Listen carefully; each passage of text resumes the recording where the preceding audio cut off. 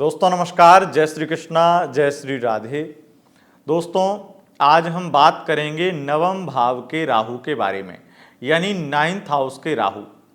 अगर किसी भी कुंडली में आप देखें कि नवम भाव में राहु बैठे हैं तो उस कुंडली का विचार कैसे करेंगे, यानी कि उस कुंडली में नवम भाव में बैठ कर के राहु किस प्रकार का फल देंगे, ये जानकारी हम आपको देने वाले हैं। नवम भाव जो कि भाग्य भाव कहा गया है, भाग्य, धर्म और आध्यात्म का भाव कहा गया है। 9th हाउस से विशेष रूप से धर्म का और आध्यात्म का या फिर भाग्य का विचार होता है। और धर्म का मतलब है जिम्मेदारियां, जिम्मेदारियों का निर्वहन व्यक्ति कैसे करेगा, जिम्मेदारियों का भाव भी नवम भाव कहा गया है।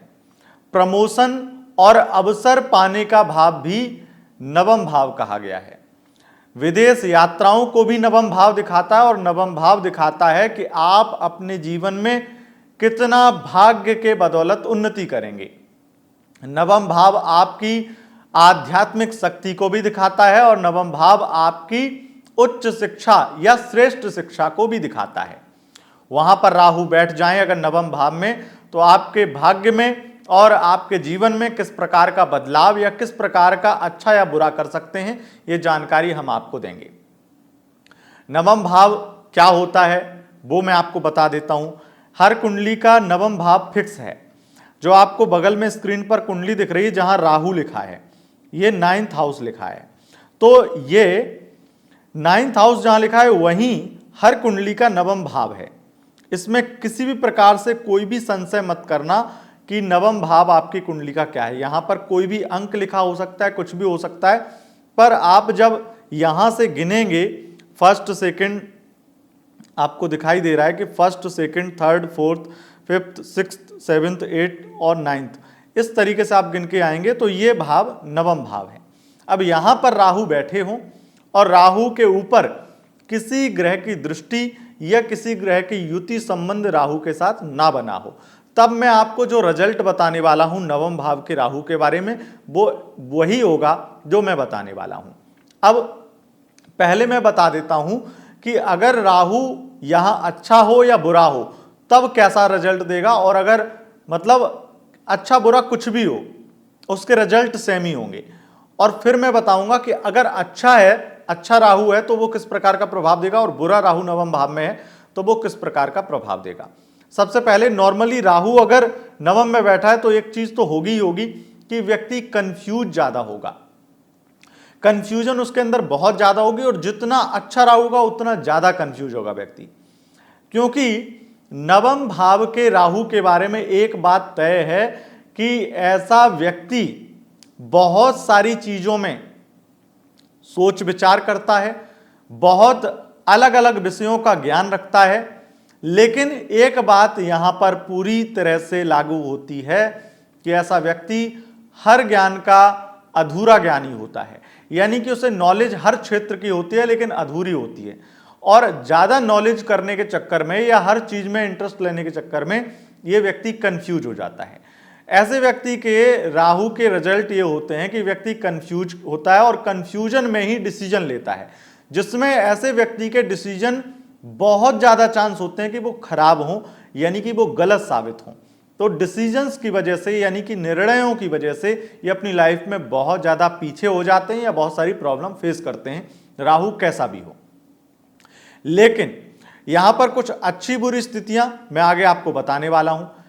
एक चीज तय है कि राहु अगर नवम में है तो ऐसा व्यक्ति अनगिनत बार प्यार करेगा और अनगिनत बार धोखा खाएगा।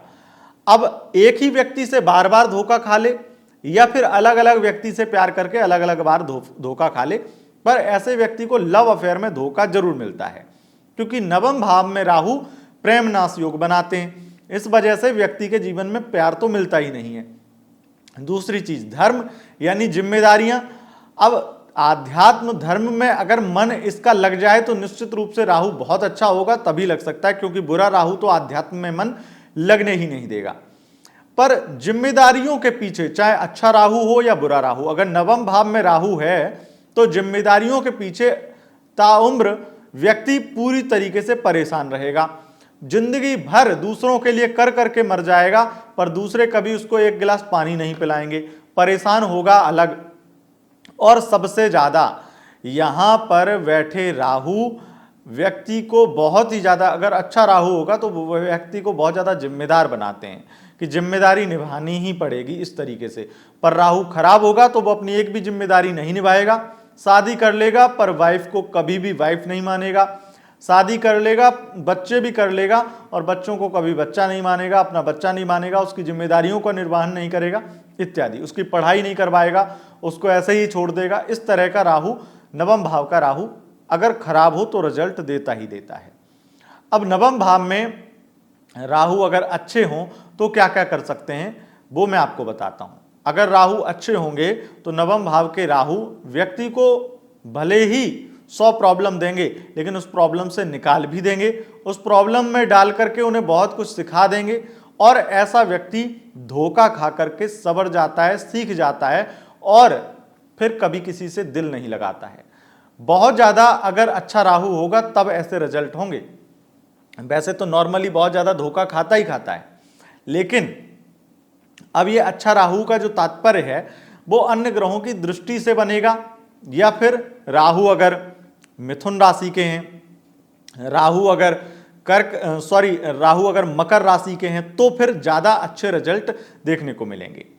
तो इस प्रकार से निश्चित रूप से आप देखेंगे कि बहुत ज़्यादा राहु आपकी लाइफ में अच्छा करेंगे।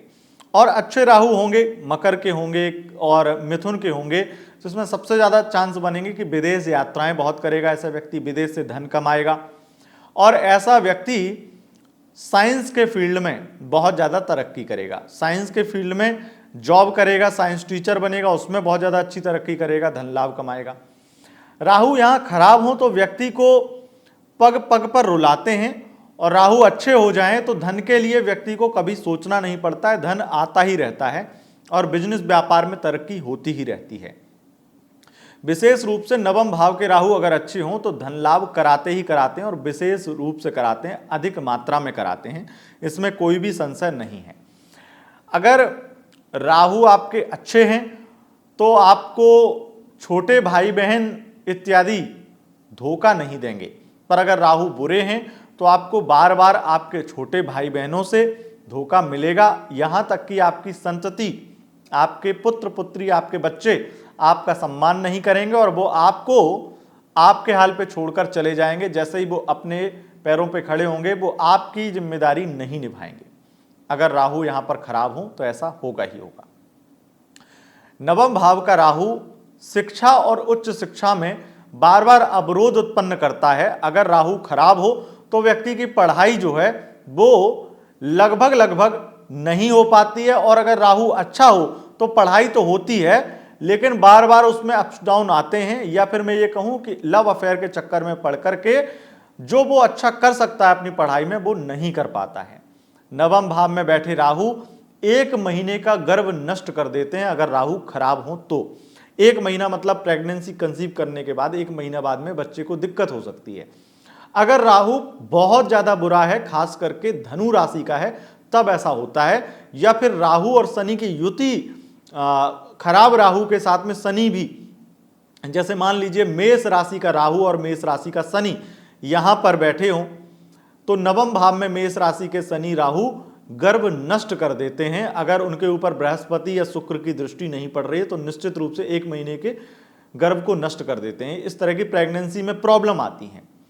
और विशेष रूप से ऐसे व्यक्ति को जिसका राहु नवम भाव में खराब हो, अपनी लाइफ में स्टेबिलिटी कभी नहीं मिलती है। अगर राहु अकेला बैठा हो नवम भाव में और खराब हो तो ऐसा व्यक्ति आईटी सेक्टर में अगर चला गया, आईटी सेक्टर में, या फिर इंजीनियर बन गया, तो उसे एक कंपनी में भी चैन नहीं मिलेगा और बार बार वो कंपनी बदलेगा और कई बार कंपनी उसे निकाल देगी। ऐसी स्थितियां कई बार देखने को मिलती हैं। हालांकि सबसे बड़ी चीज यह है कि अगर राहु यहां पर अच्छा हो जाए तो एक बार भले ही चीजें खराब हों लेकिन दोबारा उसी सेम सिचुएशन में आप शायद ना पड़े, आपको अपने आप को संभालने का मौका भी राहु दे देता है। आपके नवम भाव के राहु का रिजल्ट तो इस प्रकार का होता है।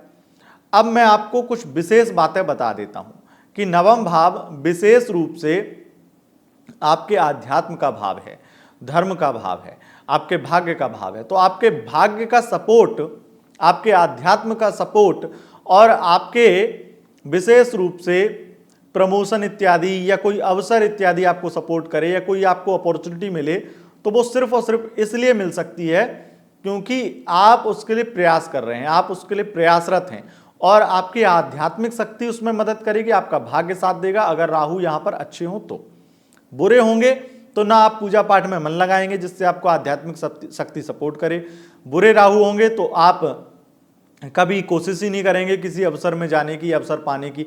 तो इस तरह की स्थितियां रहती ही रहती हैं नवम भाव के राहु के बारे में। दोस्तों, यह थी जानकारी राहु के नवम भाव में होने से इस प्रकार का प्रभाव मिलता है। कुछ और बातें मैं आपको बताऊंगा आगे, और वीडियो लेकर आऊंगा राहु के बारे में, और भी विशेष जानकारी लेकर आता रहूंगा। अगर आप इस वीडियो को पसंद करते हैं तो लाइक करें, वीडियो में कमेंट कर सकते हैं और कमेंट बॉक्स में जय श्री राधे जरूर लिखें। चैनल को सब्सक्राइब कर लें। बहुत बहुत धन्यवाद। नमस्कार।